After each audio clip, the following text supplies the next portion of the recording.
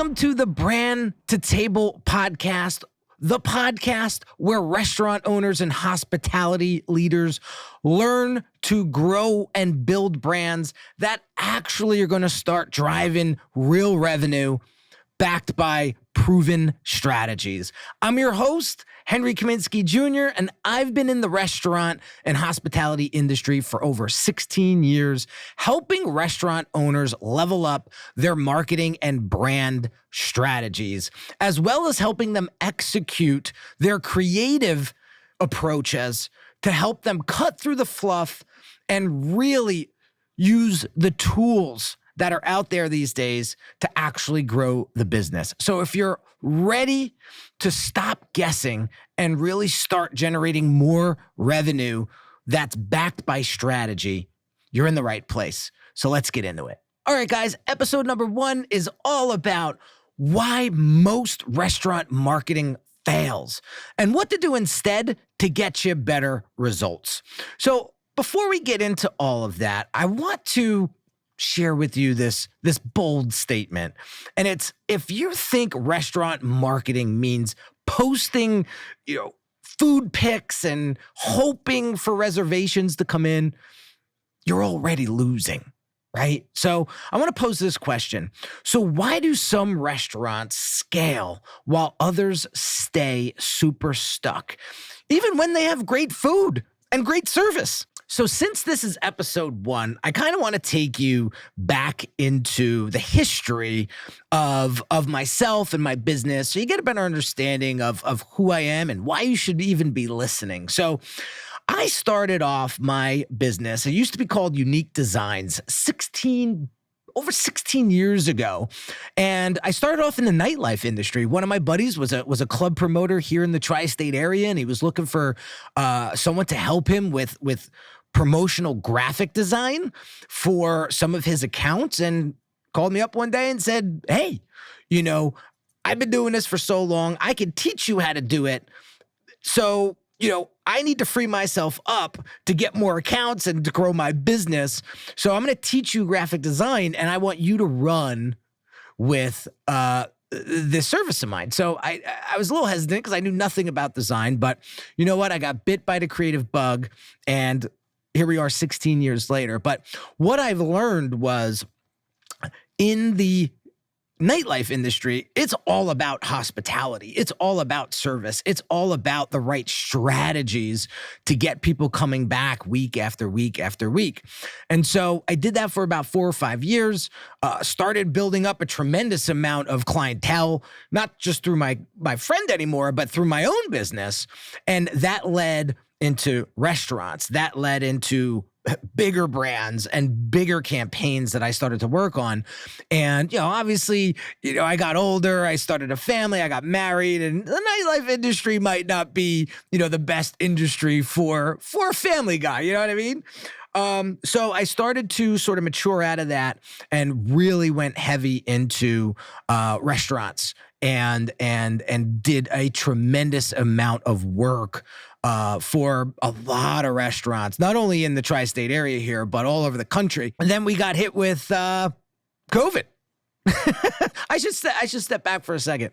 I had quite a few liquor companies and beer distributors as accounts. And when Hurricane Sandy hit, that took a huge chunk out of my business, because what happened was they got wiped out.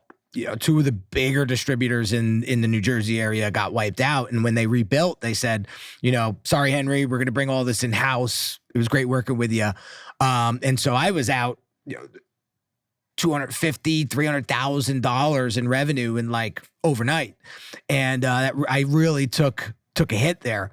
So I started to try to rethink and rebuild the business and brand. And I took a detour into the digital marketing space and online marketing world. And I, as much of a rat race that world is, the 2-3 years that I spent in it, I really learned a lot of digital strategy and got to rub shoulders with a lot of heavy hitters.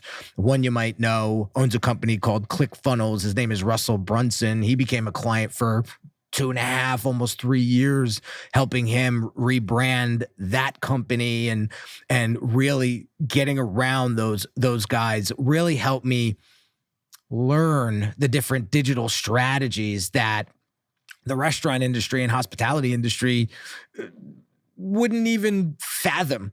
And so what I started to do when I started to get out of that world and get back into hospitality and restaurants, when things started to pick up, I really started to bring those strategies into this industry, and it really started to render some great result. So luckily, a couple years after that, we get hit with what COVID-19 was. And that was just another hurdle, much, much bigger than Hurricane Sandy. And that took a huge toll on the business as well. So what did I do? I said, you know what? This isn't going to stop me. I'm going to figure this out. I have a family to support. I have a business to run, and I'm going to continue to serve and help the people that need help. So at the time, I was working on my personal brand, because one of the things, I learned as a business owner is a lot of times people buy you before they buy your product or service. And I really, really saw that in real life, because I had a website designer back in the day that said, Henry, I know you're just starting out, and I know like you have a lot to learn in the creative space, but people are buying you before they buy your website design service or your graphic design service or your strategy. They really, really have a liking to you, and I realized that pretty early on. So I really went all in on this personal branding concept at the time, before personal branding was even a thing, really. Now you just go on YouTube and type in personal branding, and you're going to find a million videos on the topic. But what I did was I went heavy on that, and I really started to build myself up. And I had a podcast about, 3-4 years ago called the Brand Doctor Podcast. And I did over 500 episodes of that show, really, really interviewing and providing strategy for consultants and business owners and things like that. And that really helped me through COVID, because a lot of people were getting laid off that had tremendous amounts of experience, and they did not know how to market themselves. So I went heavy into helping those folks in really developing their brand strategy, their marketing strategy for themselves. So funny story, one of my old restaurant clients was opening up a new restaurant in New York City, and I hadn't talked to him in a long time. And I saw it come up on Instagram, and I reached out to him. I said, dude, I haven't talked to you in a minute. I didn't know you were opening up this restaurant in Chelsea in New York. He's like, yeah, we're firing up this weekend. He's like, why don't you come in with the family? And so we can reconnect. So I go in, and this guy is a celebrity chef. He was on Top Chef. Name's Fabio Viviani. And we sat down, we had a great meal, we caught up, and, we started talking, and he was like, I got this really really cool idea, and I just don't know how to get it off the ground. And it was just this private dining experience where people pay memberships to be part of, and it's at his house, at his private estate. And I was like, I think we could put legs to this and actually create it. So we partnered up. And within maybe 3-4 weeks, I had this whole program laid out for him and built, and we started running promotions for it. And within 6 weeks, we generated over $450,000 in memberships. We couldn't believe it ourselves. We were like, wow, we really got something here. So fast forward, he asked me to come on board as chief marketing officer for his hospitality group. And I actually spent the last 3 years with his hospitality group, launching fast casual concepts, launching QSR concepts, and really, really got a deep understanding of the industry.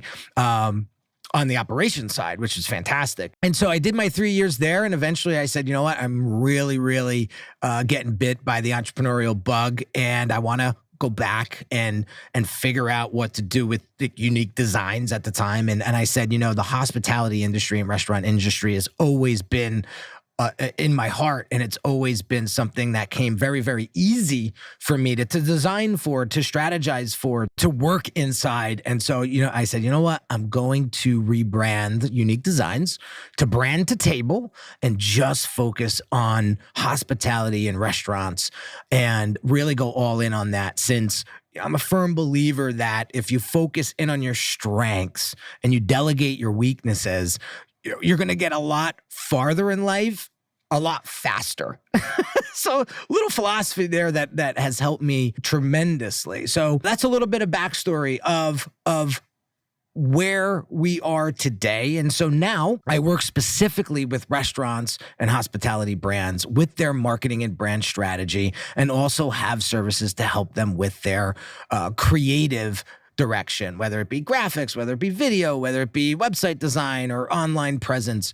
I have a full team that helps develop all of that and actually execute that. Because the one thing I don't want to be for everybody is, or for my clients, is just a talking head.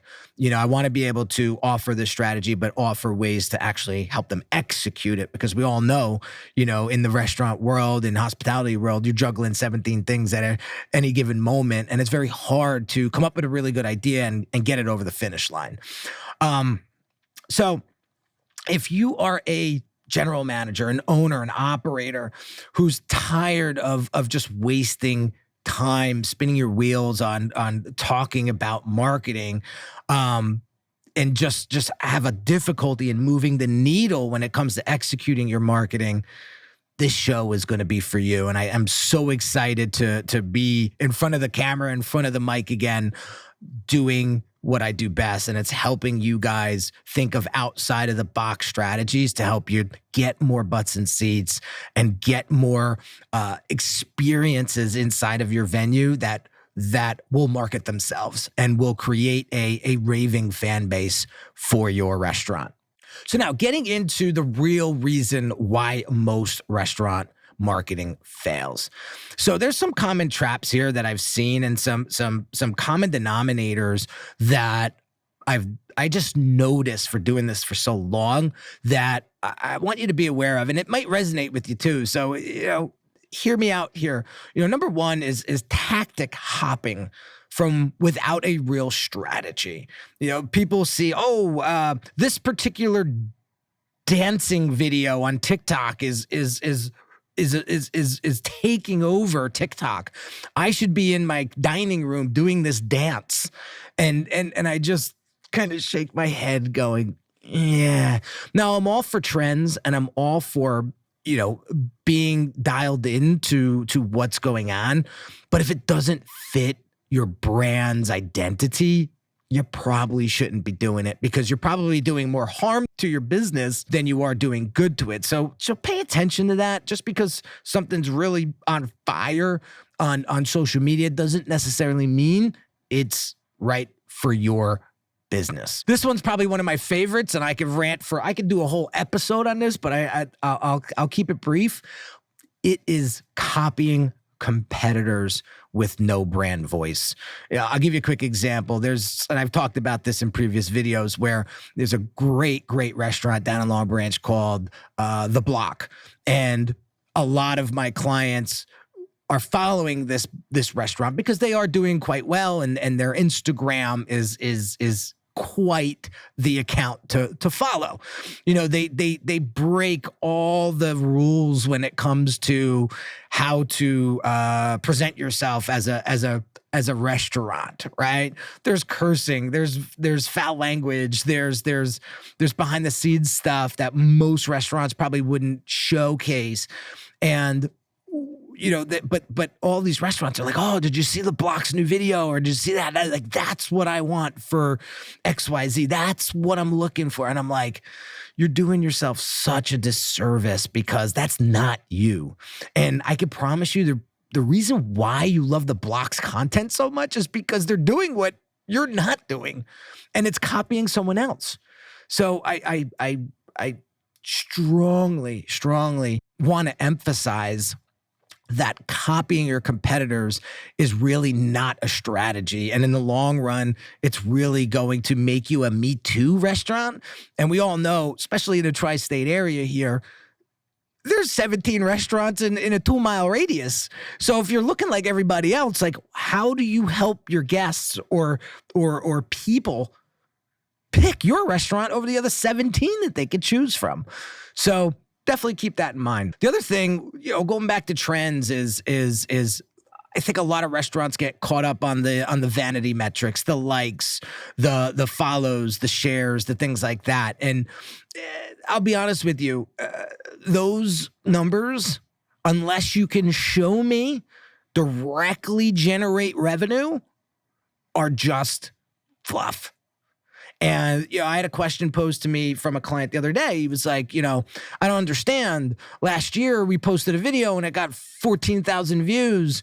And, we're posting videos now and we're only getting a few hundred. Like, what's the problem? Well, there's so much that has changed, not only with the algorithms on social media, but as a whole, the amount of content that's being uploaded and published from last year is just is mind-blowing, right? So knowing this, you can't really compare. But going back to the real question here is, okay, you got 12,000 views on the video, but how many of those views actually resulted in sales? And can you track that for me? That's why I love using actual strategy and actual funnels to get people off of social media and booking reservations. And we do that through DM automations. And I don't want to get too technical here. I'll save other episodes for this, but we get into real strategy here where we then get people off of social media and actually into the restaurant, and we're able to track that. That's very, very important to me and obviously my clients too. So that's what we're focused in on. So I don't care if the video gets a couple of hundred views. That's not my concern. It's how many bookings did we get from that video. And if it didn't do well, then we got to correct the strategy, right? The other thing that we have to pay attention to, guys, is relying too heavily on discounts. And I don't know about you, but I know a lot of restaurant owners loathe the strategy of having to discount food, cocktails, etc. And I don't think that's a really great strategy either. What happens is when you do this too often, you're basically coaching your audience to only come in for the special. And I see it over and over and over again. When you put out a special and you get a huge, huge response, and then the next week you don't run that special and it's crickets, there's the answer. So you really have to pay attention to that. And so what I like to do is I like to talk about conditional discounting, where it's for a limited period of time. And you put that scarcity to it, right? Where it drives people to it, but then they don't know if they're ever going to get that again. And that's a different approach. That's something that actually does work. But you don't want to train your guests to only come in through a third party or through a discount, because you're not doing them any good and you're not doing the business any good. So I want to switch gears real quick and go into a client story that leverage some newer approaches to marketing your restaurant and show you kind of what I've learned from it, as well as what the results were and how you could apply this to your venue as well.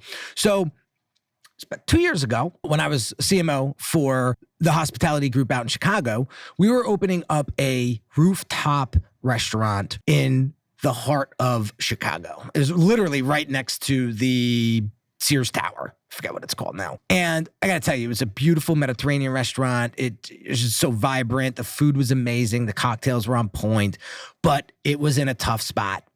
There was really no residential living in this area, and it was all business. So we had to really tailor our approach accordingly, because it's not like we could target residences here. We got to really go after the local businesses in the area and the offices in the area to drum up, business, right? So Influencer marketing, whether you love it or hate it, is a phenomenal strategy if done, and I preface this, if done correctly. So one of the things that I do when I am helping a restaurant put together an influencer marketing strategy is I really develop what the objective is, what the goal is, and then really hand select and do the research up front when it comes to picking the right influencer. So there's a little time involvement there, but when I tell you, and you do that homework up front, it's going to pay off on the back end, right? So what we did was we created an influencer meetup event versus dripping these influencers in like every week here and there. So what we did was I was working with our PR director at the time, and she lives in Chicago, so she had a better pulse on like who was who as far as the marketing influencers go for restaurants were. So she put together a really detailed list, and we invited each one to all come at the same time. And what we did was we had the rooftop patio open. We had them all come. We did past apps. We did 2 drink tickets for an hour and a half. And all of those influencers came and created content all at the same time.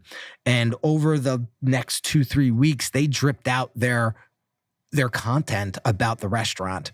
And the restaurant just exploded from followers to reservations to bookings, because what we did was we had it all come out at the same time, but we were strategic in scheduling it. So like every day there was a different influencer posting, collaborating with us, and rolling out that content. So that was a huge win for us. And then we started to schedule those quarterly. And sometimes we brought back some of the influencers, sometimes we brought new ones in.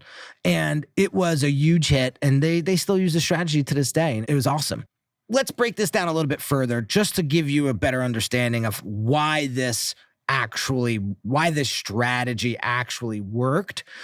So before we locked in the influencers that we were going to choose to do this and collaborate with us, the restaurant itself went through a very detailed and in-depth brand strategy. So this was one of the things that I was working with Fabio one-on-one on as Chief Marketing Officer was, Fabio, we have some really great concepts rolling out over the next 18 months.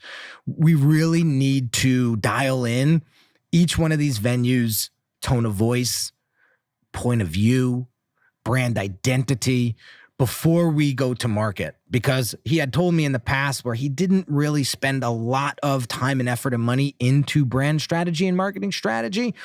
And what happened was we would get open and the restaurant didn't really know who it was and what it was and who it stood for and et cetera. And they ran into problems. So I just happened to come in right before this restaurant launched, and I advocated to bring in a company similar to mine, but it wasn't mine, to do the brand strategy with us. And they spent like 90 days with us, and they really did a phenomenal job with coming up with the point of view of the restaurant, the tone of voice of the restaurant, the brand identity of the restaurant. And that helped significantly when we went to these influencers, because we said, here's our brand guide. Here's the guardrails. This is what you can do. This is what you cannot do. And it made it so much easier for the creator to put together the content. They knew what words to use. They knew what dishes to shoot. They knew what the vibe of the music should be, et cetera. And it really, really helped boost the result of that particular initiative. So I highly recommend that you take the time to go through a more in-depth strategy. And this is what we do at Brand to Table, is we sit down before we even post our first piece of content for the venue or develop our first marketing strategy for that, is we get to know the brand.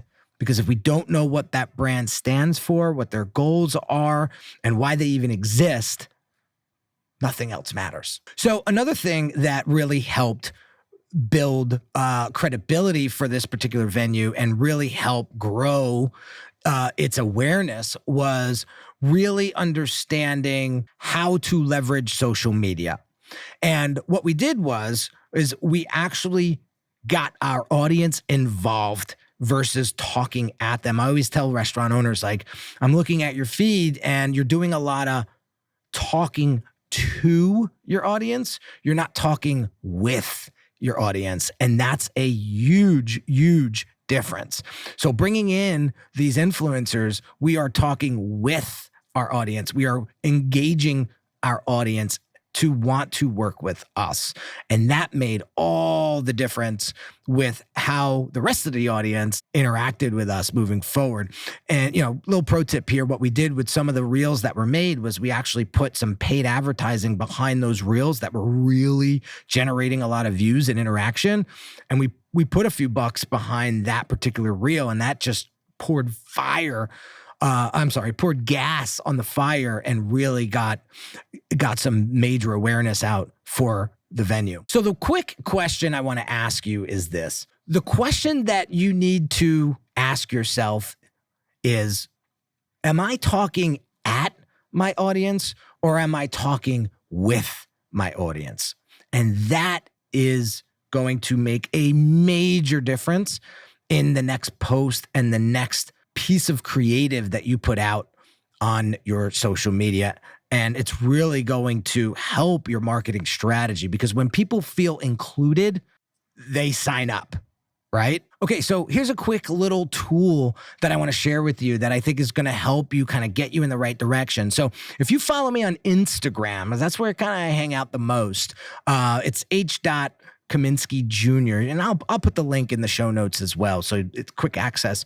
If you just DM me the word audit, you will get prompted to a really cool AI tool that I created custom to kind of help you and guide you in what we talked about today. And try it out. It's completely free. And if you have any questions, just shoot me a DM and let's have a conversation. I think it's really going to help you, and it's tailored to helping you build your point of voice, build your brand strategy, and build marketing campaigns for you that are really going to set you apart from your competition. So as we wrap up this episode of the Brand to Table podcast, episode 1 in the books, man, I forgot how much I freaking loved doing podcasts. So I'm super excited to be here and cannot wait to drop more episodes for you guys to learn and grow with these new strategies that I'm going to share with you through this show. So if you got some value out of today, make sure you subscribe, leave a review, share it with a fellow restaurant owner or a GM or somebody that will get value out of this episode. And I truly appreciate it. And thank you so much. I cannot wait to meet some of you guys. And again, don't forget to follow me on social media. I told you I hang out on Instagram, probably the most out of all platforms. Click the link in the description and shoot me a DM. And also, I would love to get some feedback from you on the show. And if you have any specific topics that you want me to go over, shoot them over to me. I'll take note. And if it makes sense, absolutely, I will create an episode around your question and we'll get you some answers. So have an amazing day, and I'll catch you on the next episode.